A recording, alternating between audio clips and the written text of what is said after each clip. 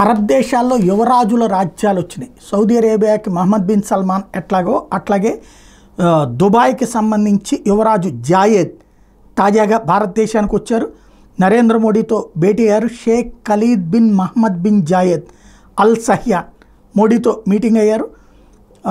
ఒప్పందాలు కుదిరినాయి. Abu Dhabi National Oil Corporation, Indian Oil Corporation Limited మధ్యన దీర్ఘకాలిక ఎల్ఎన్జీ సరఫరా ఒడంబడిక కుదిరింది. ADNOC India Strategic Petroleum Reserve Limited మధ్యన కూడా ఒప్పందం కుదిరింది. బరకా అణు విద్యుత్ కేంద్రం నిర్వహణ మీద Emirates Nuclear Energy Company ENEC, Nuclear Power Corporation of India Limited NPCIL మధ్యన ఒప్పందం కుదిరింది.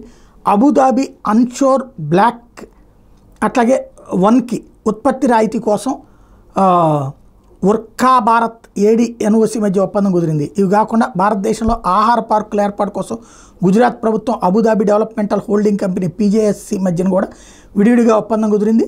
మొత్తం ఇవన్నిటి కూడా తాజాగా ప్రకటించారన్నమాట.